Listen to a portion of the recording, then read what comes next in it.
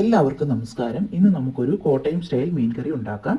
അതിനായി ഞാൻ എടുത്തിരിക്കുന്നത് ആവോലി മീനാണ്. അത് ചെറിയ കഷ്ണങ്ങളായി മുറിച്ച് വെച്ചിട്ടുണ്ട്. ഇനി നമുക്ക് അടുപ്പിൽ ഒരു മൺചട്ടി വെച്ച് എണ്ണ ചൂടായതിനു ശേഷം അതിലേക്ക് കടുക്, ഉലുവ ആഡ് ചെയ്ത് പൊട്ടിയതിന് ശേഷം ഇനി ഇതിലേക്ക് ആഡ് ചെയ്യാവുന്നതാണ് ഇഞ്ചി ഒരു ചെറിയ കഷ്ണം ഇഞ്ചി ചെറുതായി അരിഞ്ഞത് ആഡ് ചെയ്തതിന് ശേഷം അതിലേക്ക് വെളുത്തുള്ളി ഒരു 4-5 കഷ്ണം വെളുത്തുള്ളി ചെറുതായി അരിഞ്ഞതും കൂടി ആഡ് ചെയ്ത് നല്ലതുപോലെ ഒന്ന് വഴറ്റിയെടുക്കുക. അതിലേക്ക് ഇനി നമുക്ക് ആവശ്യമുള്ളതാണ് ചെറിയ ഉള്ളി ഒരു 3 കഷ്ണം ചെറിയ ഉള്ളിയാണ് ഞാൻ എടുത്തേക്കുന്നത്. അത് ചെറുതായി അരിഞ്ഞതും കൂടെ ആഡ് ചെയ്ത് അതിലേക്ക് കറിവേപ്പിലയും പച്ചമുളകും, ഒരു പച്ചമുളകേ ഞാനിവിടെ ആഡ് ചെയ്യുന്നുള്ളൂ, പച്ചമുളകും കൂടെ ആഡ് ചെയ്ത് നല്ലതുപോലെ ഒന്ന് വഴറ്റിയെടുക്കുക. ഇതെല്ലാം നല്ലതുപോലെ ഒന്ന് വഴറ്റിയതിന് ശേഷം നമുക്ക് പൊടികളെല്ലാം ആഡ് ചെയ്യാവുന്നതാണ്. ഇനി ഞാൻ ഇതിൻ്റെ അകത്തേക്ക് പൊടി ആഡ് ചെയ്യാൻ തയ്യാറായിട്ടുണ്ട്. ഇനി ഇതിലേക്ക് ഒരു 3.5 ടേബിൾ സ്പൂൺ മുളക് പൊടി ആഡ് ചെയ്യുക. അതിലേക്ക് 3.5 ടേബിൾ സ്പൂൺ എന്ന് പറയുമ്പോൾ നമ്മളുടെ എരിവിനനുസരിച്ച് മുളക് യൂസ് ചെയ്യാവുന്നതാണ്. ഇനി ഇതിലേക്ക് ആവശ്യമുള്ളതാണ് ഉലുവ, വറുത്ത് പൊടിച്ച ഉലുവ ഒരു 1/4 ടീസ്പൂൺ ഉലുവയും കൂടെ ആഡ് ചെയ്ത് നല്ലതുപോലെ ഒന്ന് വഴറ്റിയെടുക്കുക. ചെറിയ ചൂടിൽ വെച്ച് വേണം നമ്മൾ പൊടിയിടുമ്പോൾ വഴറ്റാൻ വേണ്ടി യൂസ് ചെയ്യേണ്ടത്. ഇനി നല്ലതുപോലെ ഒന്ന് വഴറ്റിയെടുക്കുക. എണ്ണ ആവശ്യത്തിനുള്ളത് കൊണ്ട് തന്നെ ആ എണ്ണയ്ക്കകത്ത് തന്നെ കിടന്ന് ഇത് നല്ലതുപോലെ വഴന്നുള്ളൂ.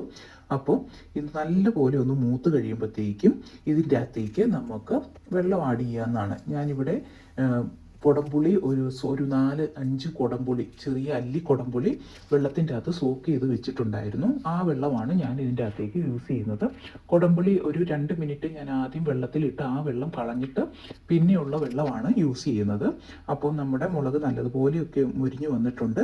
ഇതിൻ്റെ അകത്തേക്ക് ഇനി സോക്ക് ചെയ്ത കുടംപുളിയും കൂടെ ആഡ് ചെയ്ത് ആ വെള്ളവും കൂടി ഒഴിച്ച് നമുക്ക് നല്ലതുപോലെ തിളയ്ക്കാൻ വേണ്ടി വെക്കാം. ഇപ്പം ഞാനിവിടെ ഒരു 4 അല്ലി കുടംപുളിയാണ് എടുത്തിരിക്കുന്നത്. ഇനി വെള്ളം നല്ലതുപോലെ ഒന്ന് തിളയ്ക്കുന്നിടം വരെ നമുക്ക് ഇത് വെയിറ്റ് ചെയ്യുക. നല്ലതുപോലെ തിള വന്നതിന് ശേഷം മാത്രമേ നമുക്ക് മീൻ ഇതിൻ്റെ അകത്തേക്ക് ആഡ് ചെയ്യാവുള്ളൂ. അപ്പോൾ ഇത് ആവശ്യത്തിനുള്ള വെള്ളം നമ്മളിപ്പോൾ നോക്കണം. ഇനി ഇതിൻ്റെക്ക് ആവശ്യത്തിന് ഉപ്പും കൂടെ ചേർത്ത് നല്ലതുപോലെ ഒന്ന് ഇളക്കുക. ഉപ്പ് ആവശ്യത്തിന് ഇടുക. നല്ല ഒരു ഉപ്പ് നമ്മൾ ഇടയ്ക്ക് ടേസ്റ്റ് ചെയ്ത് നോക്കണം.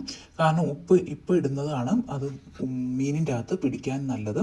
അതുകൊണ്ട് ഉപ്പ് ആവശ്യത്തിനും കൂടെ ഇട്ട് നമ്മൾ ടേസ്റ്റ് ചെയ്യുമ്പോൾ ഒരു ഇച്ചിരി ഉപ്പ് കൂടുതലായി നിന്ന് ഉള്ള രീതിയിൽ വേണം നമുക്ക് അത് ഉപ്പ് ആഡ് ചെയ്യാൻ. ഇപ്പോൾ ഞാൻ എൻ്റെ ഇതിൻ്റെ അകത്ത് നല്ലതുപോലെ ഉപ്പൊക്കെ നല്ലതുപോലെ ആഡ് ചെയ്തിട്ടുണ്ട്. ഇനി ഇതിലേക്ക് നമുക്ക് മീൻ ആഡ് ചെയ്യാവുന്നതാണ്. കാരണം നല്ലതുപോലെ തിളച്ചിരുന്നു.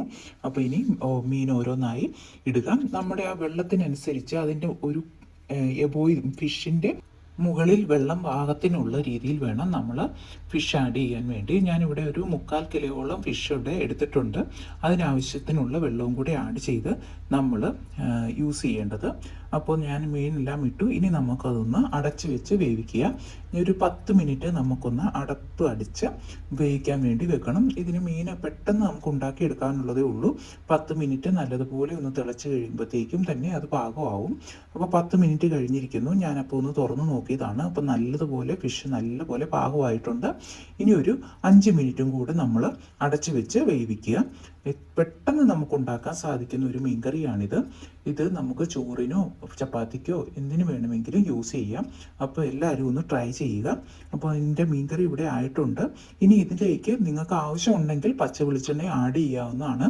പക്ഷേ ഇതിന് എനിക്ക് ആവശ്യത്തിന് ഇവിടെ വെളിച്ചെണ്ണ ഉള്ളത് കൊണ്ട് തന്നെ ഞാൻ ഇതിൻ്റെ അകത്ത് വെളിച്ചെണ്ണ ആഡ് ചെയ്തിട്ടില്ല. അപ്പോൾ എല്ലാവരും ഒന്ന് ട്രൈ ചെയ്യുക. അപ്പം നമ്മുടെ മീൻകറി റെഡി ആയിട്ടുണ്ട്. എല്ലാവരും ട്രൈ ചെയ്ത് അഭിപ്രായങ്ങൾ പറയുക. താങ്ക്